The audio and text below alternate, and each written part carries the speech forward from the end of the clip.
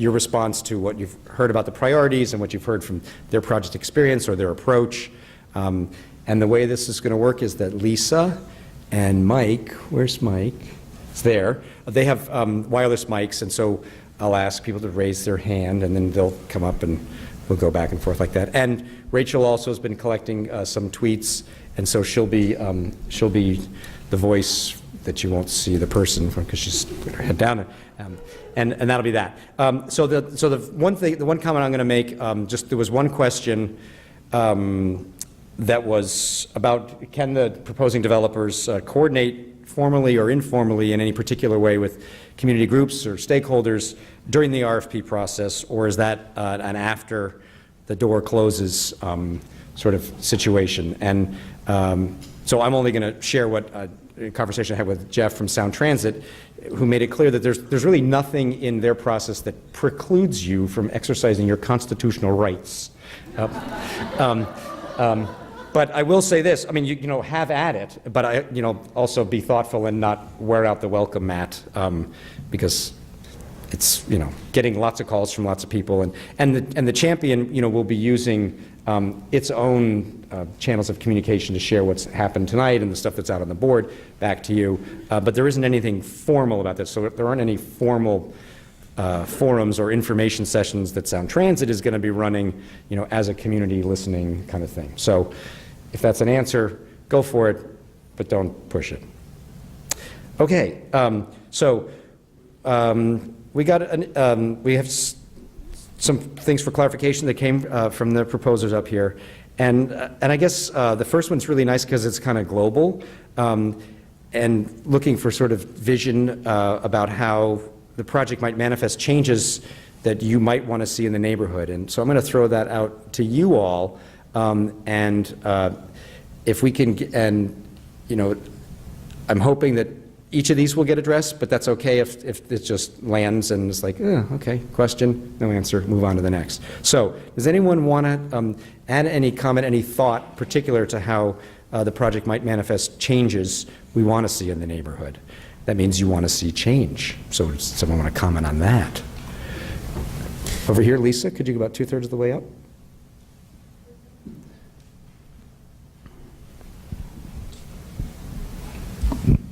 Increased accessibility in the built environment. I biked here. Everyone else who biked here had to lock up their bike to gates because there are almost no bike lockups in one of the big bike cities of the country. Water fountains and other things like this, in addition to what's been stated many times, the farmers market, etc. So that it's not just I don't want to say gated, but relative to what it could be. Gated, our urban communities tend to be more and more removed from the people who live within them. Thank you. Is there anyone else that wants to comment on this way up at the top, Mike?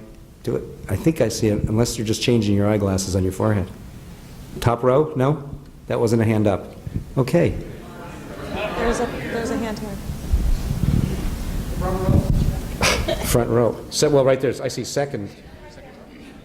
And then Lisa, if you can come over to the middle right here. Yeah. Go ahead, sir. In answer to that, I'm a 11-year 98102 Capitol Hill condo resident. I'd like everybody to look at this handout as a past surveyor. The compass shows the true north direction, but I think its orientation is incorrect for Capitol Hill. I find it would be far more exciting if it was diagonal northwest to southeast. The flow out of Cal Anderson Park is begging at the back door to go directly to Broadway and East John. Right now, the way the site is shown, we've built a dam impediment, and I'm saying that D-A-M, not with a cuss word, at the corner of Broadway and John for all the pedestrian flow to flow east and flow south, but not through. What a dynamic site possibility we have here. Great. I donated the covered parkade that the executive director of Champion showed in her slide presentation from Brussels. I would like to see a covered walkway for the rainy times of the year that we experience here through that site. Thank you very much. And then up front, gentleman here in the white shirt. I think Capitol Hill has been slighted for decades without a community center. As we all know, West Seattle has a swimming pool in their community center. The city just opened the community center in Belltown. So the change I want to see is a true, valued, staffed, and utilized community center that takes in many cultures and many possibilities. I own the Gay News, and I certainly would advocate for lots of gay and lesbian programs, but I think the community center we really need is more expansive. And I think it's actually a critical need on Capitol Hill, long overdue. Thank you. So does anybody else have a comment or observation on this first item here? No. Okay. So seeing none, I'm going to move down to the second item on the list here. Let's address how we can collaborate between the city and the neighborhood to make the project as vibrant and as unique as Capitol Hill itself. Is it through Champion, or is it otherwise? Is it not an either or? Who has thoughts on engagement or the appropriate ways for communication as this goes from planning to much more detailed project development? Thoughts or concerns on that? Yes, blue shirt. Lisa. So I'm George Piper with Seattle LGBTQ Community Development, and we've been a part of the process. We've been a part of Champions and a part of this dialogue since the beginning. People can come directly to us as Seattle LGBTQ Community Development to have the conversation about the community center itself. We're looking at this as being an inclusive community center for all people, but with specific things that are unique to the LGBT community, which have been missing in this neighborhood for a very, very long time. Great. So. Thanks, George. So that sounds like that is an open invitation to all of you, despite my warnings that clearly the door's open there. Anybody else want to address that up there in the blue shirt? Mike, can you get up that way?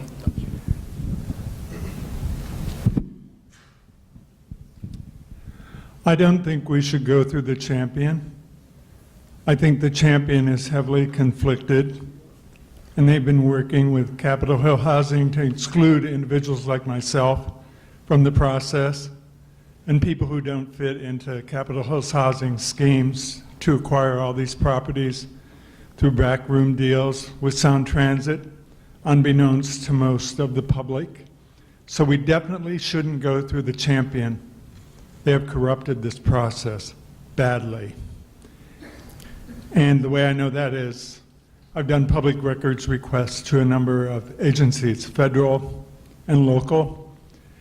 And there's a number of powerful people here in the city who feel basically Site B North at least is already Sound Transit. So I have some concerns about major irregularities here.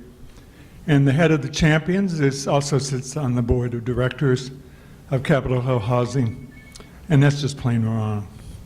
Thank you. So it sounds like you're inviting the developer proposers to have communication with you as they're going through their process as well. The entire community. Including, but you're inviting yourself as well. Great, thank you very much.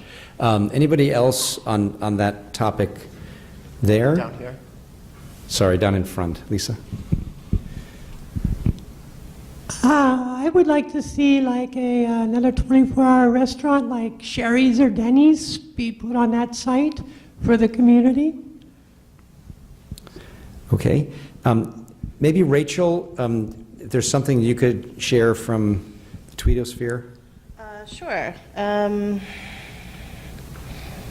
So I do have to warn you that I have to turn these questions into comments. Lots of talk about following the UDF. I'd like to see anything iconic the developers would plan to bring to the project. Sorry, we've had a lot of action on Twitter. A long-time community input into the station area overlay and building sites was for childcare space, something that hasn't actually been mentioned this evening. Okay, great. We'll come back to you. Going down the list here for Parcel B North, and for those of you that want a little more orientation, remember on the inside they're labeled and described there. Parcel B North, developer question is, what are the community's expectations or priorities for engagement regarding affordable housing? Does anyone want to address that who hasn't spoken yet? Do we have any right here at the bottom of the stairs? I've been involved with this somewhat for years, and I had hoped that we'd have mixed, like seniors, families, and children, and with some sort of supportive housing or services, not necessarily on site, but there would be access to services to mitigate any type of issues that might arise. Okay, and Lisa, would you be willing to go up the steps? And I'm just going to call out that this question is about priorities about engagement, about affordable housing. So not just the type, but if there's particular strategies about outreach or particular communities to be in contact with as the developers are trying to refine their proposals. I think that's what this question is about. But go ahead, please. Oh, I might be off there. Oh. Someone asked about whether for the affordable housing, whether people would prefer a steep discount for a short time or a longer discount for a longer time. And my preference would be something that was long-term as opposed to something that was just sort of a short-term thing that was really cheap, and then I think the need for long-term housing is not going to go away. We need something that's a sustainable model, not something that's just a very short-term thing. Okay, thanks. And there's a woman behind you up on the aisle there. Yes, I would like to know exactly what affordable housing is. We don't have any dollar figures there, and I live in low-income housing. We pay 30% of our net income, and to me, that's affordable housing. Great. It doesn't look like the affordable housing that would be available here would be quite that economical. Okay. But I don't know. Okay. And so I will call out to your attention in the flyer, and you'll see in the middle there's a little discussion in the lower corner that has income levels and stuff, but that's a very detailed conversation that it sounds like you're inviting the developers to be really explicit about what do they mean by affordable, aside from what's required in the development agreement. Right. Yes. Rents. Yeah, rents. Okay, so that's helpful for clarification. Now, does anyone, I'm moving down the list here about this longer term or deeper affordability. I think we'd had one comment on that. Does anybody else want to address that? Gentleman, Lisa's getting all the work. Mike, maybe, oh good. I guess my question is, why is it one or the other? I understand there are financial limitations on paper, but in a city where we have a lot of business prosperity right now, one of you pointed out public-private partnership. I think this is an opportunity, and it also speaks to the first question, to change the model a little bit and say, can we get somebody in here to underwrite the housing so it is deeper and longer? Because frankly, unless Seattle wants to be a very different place, that's what needs to happen. People can't afford, 100% rent increases as 50 to 100% as is happening now. So I think it's getting out of the box and not saying it has to be one or the other, but how can we? Okay, thanks. Mike, you're going to... Thank you. Hi, my name is Alex Brunner. I just moved back after a few years away. I sort of wanted to just pose a question to the community of, which group we prefer, or just something to think about, which is whether we would like a steady level of affordable housing, which has been suggested, or perhaps even a model that housing phases into greater affordability as the building ages. So perhaps up front, it might be a higher end unit, but then it pays off the loans and then phases into affordability. So we might get more affordability in the long run if we're willing to accept less in the short run. I'm not saying that's preferable, but it's something to consider as an option. Okay. I'd like, seeing no other hands up on that, I'd like to shift to the next subject here, which is retail. And specifically, the question came from one of the proposers about a specialty grocer as an anchor retail tenant. Is that something that's been talked a lot about and dismissed, or something that's like, oh, an interesting idea for this site? Michael? I'm not really allowed to do this, but because we're on retail, I just want to encourage the developers and talk to the community about the importance of the retail sites on this development. So this is the front connecting Broadway Street on sites A and C. And what Broadway and Pike Pine have been lacking for a long time is strong independent retail. Now, all of you as developers know that bringing in strong retail is a challenge these days. It's a very specific challenge. There are a lot of new retail models, but we need healthy retail and we need incredible creativity to figure out what those retail spaces are going to look like. And housing and the arts, all of those things, but I'm the Chamber of Commerce. So retail, retail, retail. And I want you to think outside of the box, and I want you to be big, because if the retail doesn't work at this site, much of this site doesn't work either. So, thanks. Anybody want, down here, Mike? Just wanted to see if the retail fits with the community center, if that would be something that's possible. Okay. Any other thoughts or concerns, comments about the retail question, the grocery store? Oh, right here, gentlemen. Mike, a couple rows up. So I've noticed that the grocery store, the co-op that started out on 12th Avenue and is now at Madison, is doing very well. Mm-hmm. And perhaps they would consider a branch or an expansion into that space. I think it would be a good fit. They also have a focus on affordable foods and a good little deli. They always have their basic beans and soups. Great, thanks. Down here in the front. Again, in this space, this site, I would like to see either a Denny's or a Sherry's restaurant, because they're very successful. And a lot of people do frequent them, especially when they have pies and things like this. And I think that's the last time we're going to hear about those two establishments. Over here. Quick comment about retail. I think that a lot of us have noticed that a lot of the spaces that work the best in urban environments are spaces that are multi-programmable. You know, one use is done at one time, another use is done at another time. So I don't feel like retail and community space are exclusive. I think that they can be combined, especially if you have something like a food court model, but they can also be reprogrammed for other purposes. Great, thanks. Rachel, you got anything more to share? Something fun, lighten it up at all? So it seems that the most retweeted tweet of the night is that our representative from the Wolf Company has the best biceps on the stage. Good. Okay, so let's give it up for Pete. Give it up for Pete. Oh, wait, Chris. Excellent. Fantastic. Good.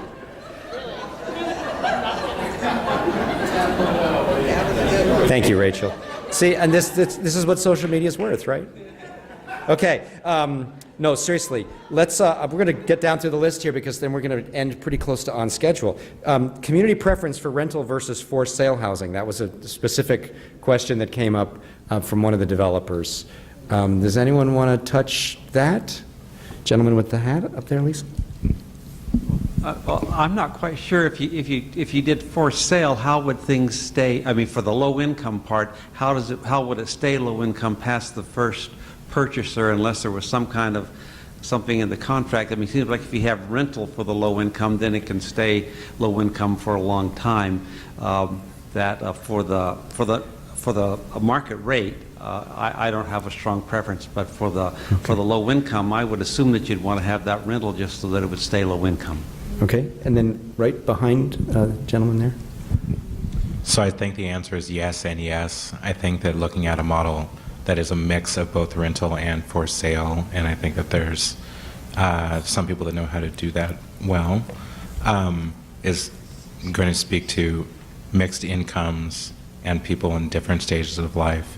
And I think that that's going to be pretty important to the vitality of this as an expansion of the existing Capitol Hill community. Looks like down here in front, Mike. The Homestead Community Land Trust is actually a really good resource.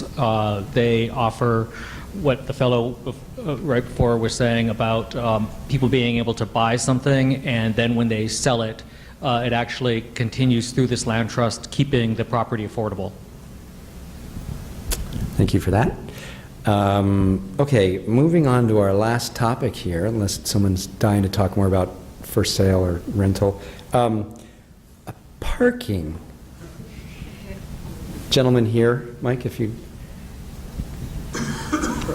So the question was asked about parking, and that's a very difficult question to ask. And first of all, you will need to do a very careful analysis of it. And there's basically a shortage of parking here on Capitol Hill.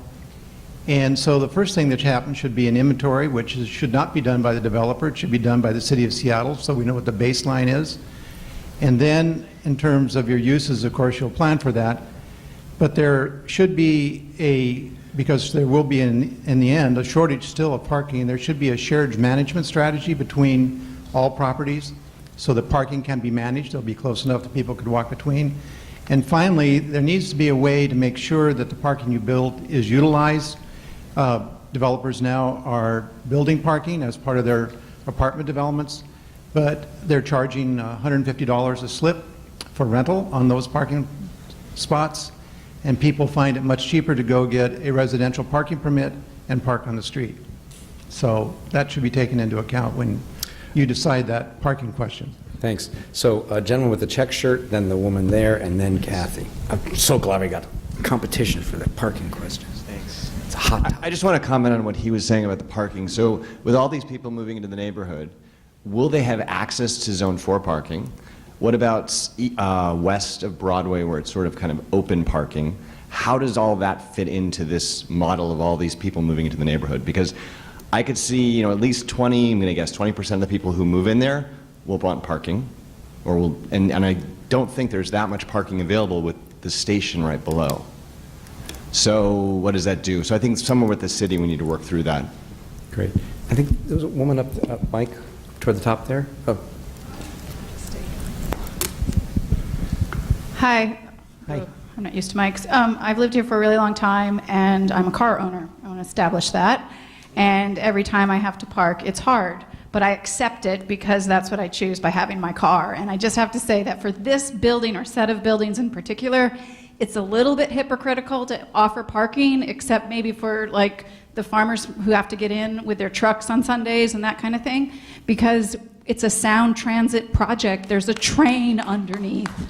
Let's give up the parking, folks. Kathy, and then gentleman up there. Lisa, can you?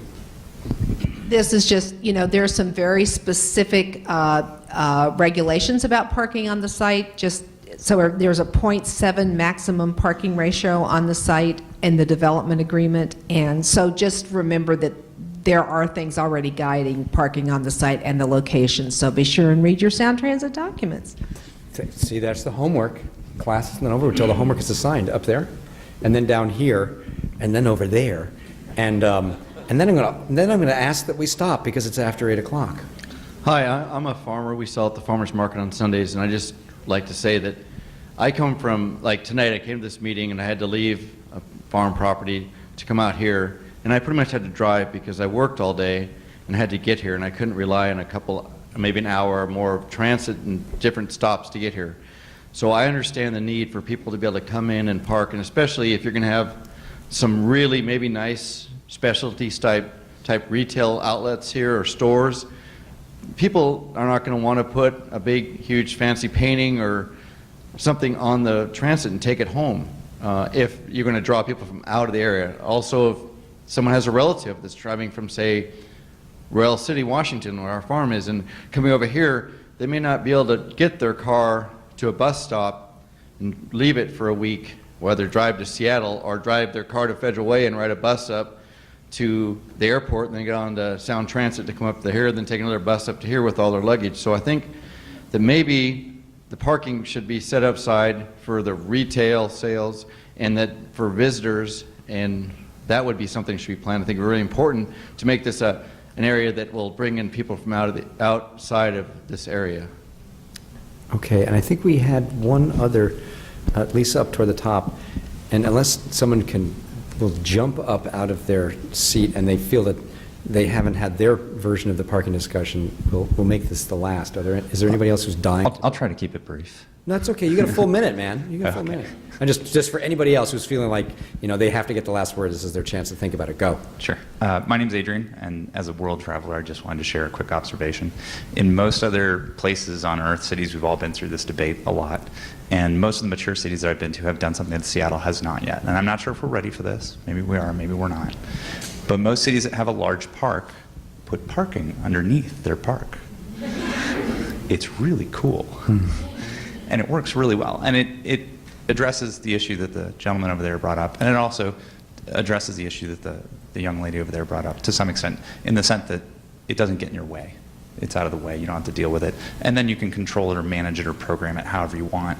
It becomes a separate issue, because otherwise we muddle things too much to some extent. So that's Well, I would thank you for that, and I would just like for us to actually close on that, because what a perfect example of a thorny issue being raised, a lot of people's perspectives being shared, and a creative solution offered. How nice is that? I'm going to thank you all, and you're of course free to have whatever conversations you want with others, unless there isn't any more from the tweetosphere. No? Open comments. Okay. Unless anyone's dying for something. Open comments? Well, we're past time, so I want to respect people's time for that. Excuse me? The follow-up, yes. I'm sorry, I'm sorry, Kathy's going to, see, we're not done till we're done. Kathy has a follow-up. Yeah. Okay, so just for the follow-up, we're going to record, this meeting's been recorded, it'll be posted on the website, the comments are going to be collected and collated, including the tweetosphere, and that will be posted on our website, and we are going to be writing all you developers and asking you please to let us know what you thought you took away from the evening, and if your clarifying questions were answered, we anticipate working with the awarded developers sometime early next year once that has happened. In the interim process, if people want to engage with the neighborhood, you can talk to any neighborhood organization, you can talk to anybody on the Champion anytime in helping develop your proposal. We are all here and available to answer any question you have, and Sound Transit has no problem with any of us engaging with you. And I made a note, and I can't remember what else I was going to say. Sorry. Well, I'm just trying to think if there's any other, oh yes, and the other thing we're going to do is last fall we had a community survey that was issued through a variety of forums, and we're going to reissue the community priority survey and see if it's changed or different since last December. So, I want to thank all of you guys for doing what you had to do this last week, so thank you so much.